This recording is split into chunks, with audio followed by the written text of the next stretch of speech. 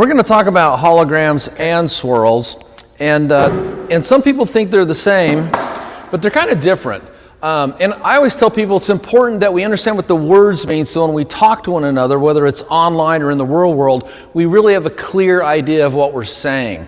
So swirls are just random scratches. So if you've got contaminants in your towel, contaminants in your wash mitt, contaminants in your drying towel, and as you're wiping or washing or drying the towel, you randomly just put scratches in over time, this creates what we call swirls. And what you do is when you look at the sun or a strong focal point of light, it looks like they're in a circle, but they're actually not. They're random everywhere, but they're all reflecting into that point of light. So they look like swirls or cobwebs or spider webs. So that's what swirls are. Now holograms are also scratches in the paint, but what makes them different than just random scratches or swirls is they're inflicted typically by the fibers and the compound of a wool pad. Here you go. And then when you look at them, they mimic, they leave a wispy or holographic or 3D looking line besides the circular scratches that mimic the direction the pad or the buffer was moved over the paint. So that's how you can quickly tell if you're looking at a car in the sun or with good inspection lights if the car has just swirls or swirls plus holograms. And that means someone improperly buffed it with a wool pad and a rotary. Now I want to make it very clear, I love wool pads and rotaries. They're great to start with. Just don't finish with them. And because when you do, you leave holograms in the paint. So then the next thing I kind of wanted to talk about was, there's two things. One, both of these cars, I've already done a little test spot on them. They're both single stage metallic. Okay, so in my opinion, single stage metallic paints, these would be called old school, so they're probably solvent evaporation lacquers or enamels, probably enamels. They are the most difficult paint to restore when they go bad. And you're going to see in a second why. But the reason why is the flake in this is actually microscopic little pieces of real aluminum, metallic flake. Metallic means metal. Metal is the aluminum. It's a metal, it's an aluminum flake finish. And just like aluminum, if you want to look at that slotted mag up there, just like the aluminum wheels on a car will oxidize, the aluminum flake in this paint will oxidize. And so when you buff a single stage metallic finish, instead of your pad turning the color of the pigment, it will turn the same color it would turn if you were polishing a slotted mag. And if you've ever done this before, polished, uncoated aluminum, you start with a white cloth and say some mag wheel polish, both things are white, and you turn it over and it turns black. So my pad, instead of turning tan, or if I were to buff on this car green, it's going to turn black. And that's the sign of a single stage metallic paint. And over the course of time, each and every single little aluminum flake in this paint is sitting there oxidizing. You come along and buff it, you pull the oxidation off. Of course you pull it off with paint too, but you don't see the color of the paint, you see the color of the oxidation. And then what makes it even trickier is as you're buffing, if you push too hard, use too aggressive of a compound, or basically just don't know what you're doing, you can leave a pattern in the paint that not only has, like holograms, but you've flipped the flake. You've left a pattern in the paint that mimics the way you move the polisher over the paint, and these are called tiger stripes. And this is pretty common to see in old single stage metallic paints. So you don't do it with, really do it with non-metallic paints, but you do it with metallic paints. So very, very tricky. I'd say it's one of the hardest paints to work on is a single stage metallic paint. And that's another reason why they're really risky to ever machine or hand wet sand or dry sand, is because it's easy enough to sand. Remember, sanding is always putting scratches in. Anybody can do that. The tricky part is getting them out. And when you go to get them out, because now you're trying to get sanding work out, you're pushing on that buffer, you risk putting in the tiger stripes. So it takes a lot of skill to work on something like this. And then let me talk about the holograms themselves. So Yancey came over and picked up some of the holograms. They're really prevalent on the hood, but they're everywhere in the car, which means whoever buffed this out, they used the same tool, the same product over the entire car. And after that first initial step, they stopped. But one of the things I noticed was the holograms are also very deep, okay? So you have two things that can put the hologram scratch in. You got the fibers that make up a wool pad, But you also have the abrasive technology that is in your compounds, your polishes, or your AIOs, okay? So I divide abrasive technology into two groups, and I don't really like to use foul language on camera, but there's great, and then there's wrap, and put a letter C in front of the word wrap. Okay, so there's great stuff and everything else is junk. There is no abrasive technology that's kind of good. Okay, and so here's how this works. If the good abrasive technology or great abrasive technology has the ability to remove a defect without leaving its own defect. Okay, all the junky stuff will remove defects, but it leaves its own defect behind. Okay, so you know, then now what are you going to do? You got to come back and keep doing more steps to finally get the defects out that you're putting in, trying to remove defects. It's a catch-22 cycle. Anyway, enough talking, Nancy. Anyway, I did bring out a paint thickness gauge. Again, I don't know. Let me turn it on. I don't know what AMC paint was like back in the old days. There's 7.8, 7.9. 7.9. If we go to this side, 8.2. You know, so I did a bunch of testing. It's in a range of a high 6 point to a low 9 point. So it is kind of a uniform paint thickness gauge. So it's a uniform paint thickness throughout the entire finish. So the first thing I want to do is I want to talk about your rotary polisher. This is the Flex PE150 cordless, my favorite rotary. Batteries last forever, a lot of power, all the power I'm going to need in order to do what I'm going to do here. And lightweight and quiet. So it's got stainless steel gears in here. That's why it's quiet. A lot of rotaries have stamped steel gears and they growl when you buff with them. The most important thing though is to put your pad on so it's completely centered. And one of the tips I like to share with people is I'll spend 10-15 minutes reapplying that pad to the backing plate and make sure it's centered so it buffs smooth. And then once I get it so it's centered, I'll take an ink pen or a felt pen and spin it and then just kind of run the pen around the edge of the backing plate, which will mark it and match it to my backing plate on my tool. It makes it easier to put the pad on in the future. Oh, you're so clever. Okay, now I know where this has been because I washed it and dried it and put it in my cupboard, but you should always spur a pad before you use it, just to make sure there's not one little particle in there, because if there is, it'll put what I call arc scratches. An arc scratch, it's like an arc. And you know, sometimes the things I share in these videos are things I've learned hard way. I learned this the hard way, not cleaning your pad often. So all you got to do is just run that spur. And yes, it is like a little cowboy spur on the back of a boot of a cowboy. And what that'll do is it'll peel off any contaminants and it'll kind of fluff up the pad and get it ready to start buffing with. And how often do you do that while you're working? Well, if you were to watch me buff out this car, and I am going to buff out this entire car, you would see me clean my pad usually after every section of a panel. I clean my pad often, a lot. And the reason why is, a good question, thanks for asking. The reason why is cleaning the pad often does this. When you're buffing with the wool pad in a compound or a polish, you're removing paint, so that builds up on the face of the pad, but you also have the product you're using. It becomes spent and it builds upon. So you want to remove those two things. So just like if you think about it, if you buffed a section, you took a towel and wiped off that residue, you need to wipe off that residue, but you do it with the spur. And here's the benefit to that. So now when you get ready to buff the next section or the next panel and you put down fresh product, you're not diluting it or polluting it. So you're buffing more efficiently, and the residue you leave behind isn't as sticky, so it's going to wipe off easier. That makes the job easier on you. If you don't clean your pad, you keep gunking it up with fresh product and old product, the residue is going to wipe off more difficult. That tires you out, makes the job go longer. Okay, now to do this, we're going to start with the NSP 150. So currently, that's a well-chosen word.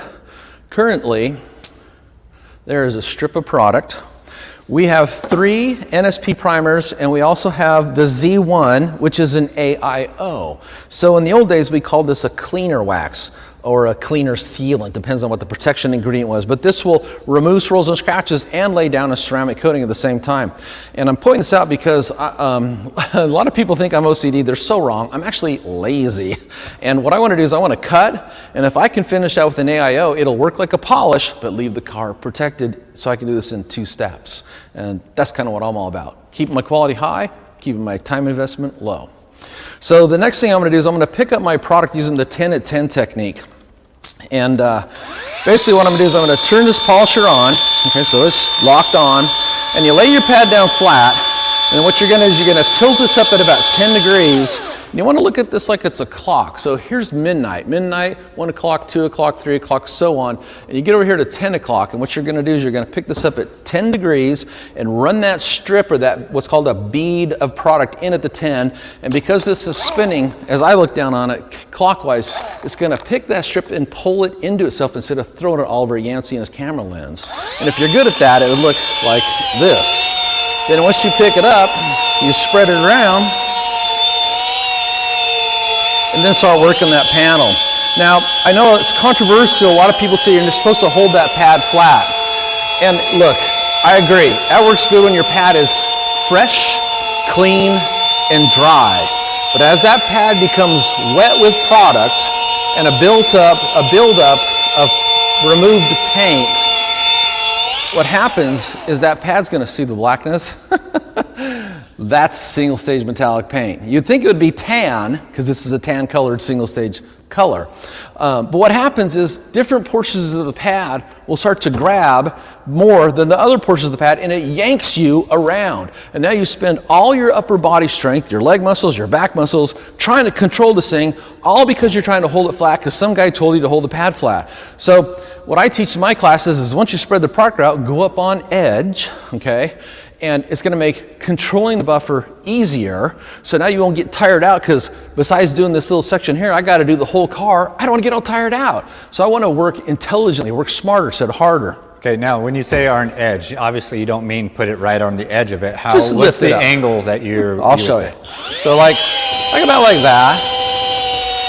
And now, yeah, look at it. Look how easy this is to control. And I like to bring my cordless up to about the 3, which is about 1100 RPM. And it's just so easy to use the tool now. You know, Yancey, you've been working with me for, what, 12 years now? A long time. And nowadays in all my classes, by 9 o'clock in the morning, I'll have a rotary in your hand. We do not sit in chairs and look at a PowerPoint and you listen to me talk and talk and talk. I take you out to the garage, show you how to use the tools, and put you to work on a car, so you learn by doing. You're working within the first 5 minutes of the class. Yeah, it's hands-on. There is no sitting. There's no chairs. Anyway, so back to holding the pad at angle. Now some people, and I get this, I cut my teeth calling on body shops in the 80s, so I get this. They'll say, well, Mike, if you go up on edge, you're only using this part of the pad, and you're gonna put deep swirls in because you got more pressure on a smaller footprint. Now that's true if you're using caveman compounds.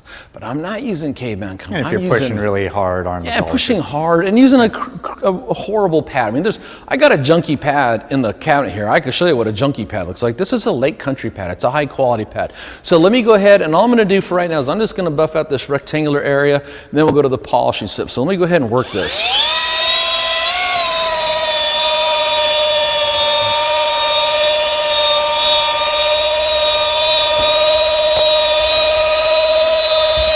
So what I'm trying to do is level the paint to remove those deeper holograms the other guy put in.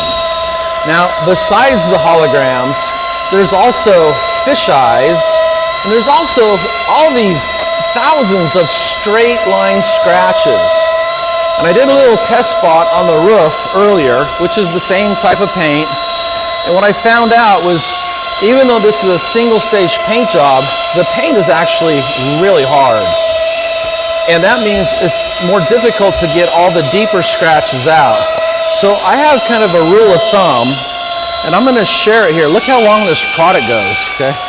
I'm gonna share the rule of thumb. When I'm cutting hard with a wool pad like this and a compound, which NSP 150 is kind of like a compound, and I make a standard 8-section pass, protocol over this section of paint, anything that comes out, that's good. If it doesn't come out, that's because it's deeper. And at some point, here, I want to get a picture of that. You can even see it right here. That's aluminum flake oxidizing in the paint. Okay, so you know, this is what I teach in my classes. Look, you know, I want to do my best. I aim for 100% defect removal, but I also have to balance out how badly do I want to buy this guy a paint job when I actually got my own car I want to buy a paint job. So, you know, I tell my customers and I say, look, you know, I'm going to compound this. The shallow scratches are going to come out right away. The deeper ones are going to remain. If I start to chase them and I go through the clear coat, or in this case, I start to flip the flake, you're not going to be happy. So tell you what, let's set our expectations. We're going to make this car look so much better. It's still going to have some problems, but they weren't my fault. They're the person that owned the car before you that put all these scratches in. And so keep things in context, you know.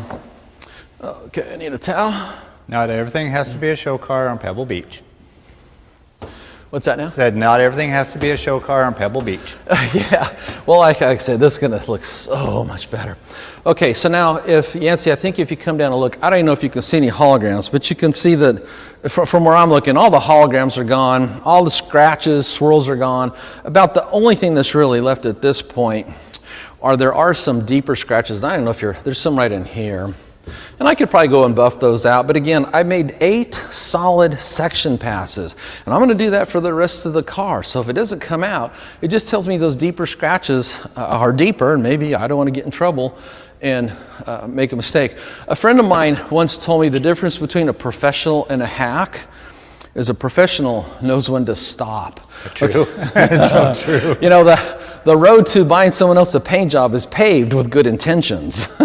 Okay, so this is the Z1, and these come in these, this is a 32 fluid ounce package, and part of the reason for this, because most people are thinking they should get a 32 ounce plastic, but we have to keep this isolated from the air so the ceramic component doesn't try to cure out. So it comes in a package like this, and it's really easy to apply. Since this is a new pad, I'm going to go ahead and just put a couple of dollops on there, because some of that's going to actually go into the foam pad. I'll take and spread this out. And this is, by the way, is a foam polishing pad made also by Lake Country for the Dr. Beasley brand. You know, wherever I go, I take my product spreader with me. That joke never gets old. Okay, so there we got some product on the pad. And this, of course, is the Flex 3401 8mm gear-driven beast. All brawl, no stall.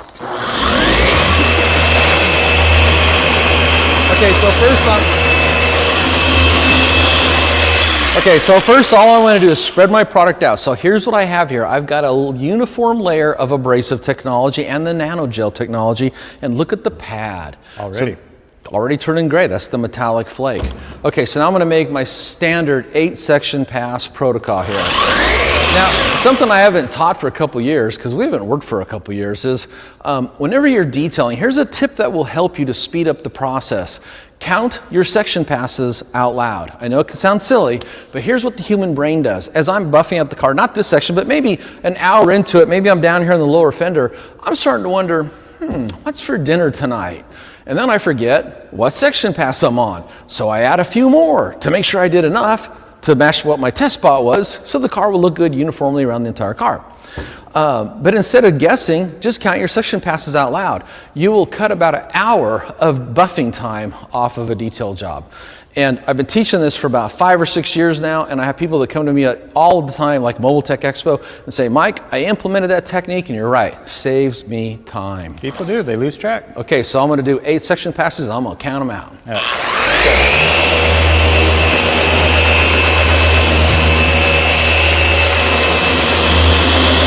One.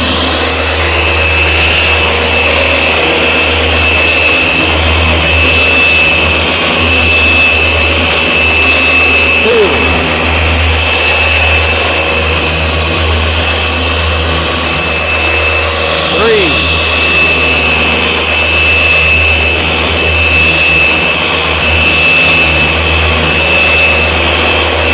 4.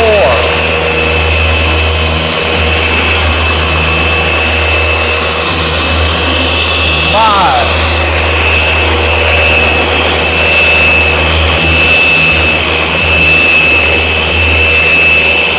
6.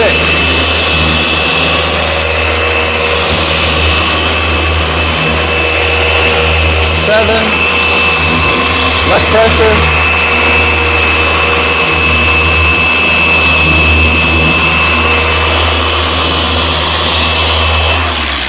There's 8 solid section passes with the metallic paint on the pad. You can definitely see the shine now. Okay, wipe off. And here's a tip. Anytime you get to work in your car, always look at your towels and feel them with your hands. A lot of times your eyes may not see particles that are scratchy, but your hands will detect them. So I always tell people it takes hours to buff out a car. It only takes seconds to put a scratch in.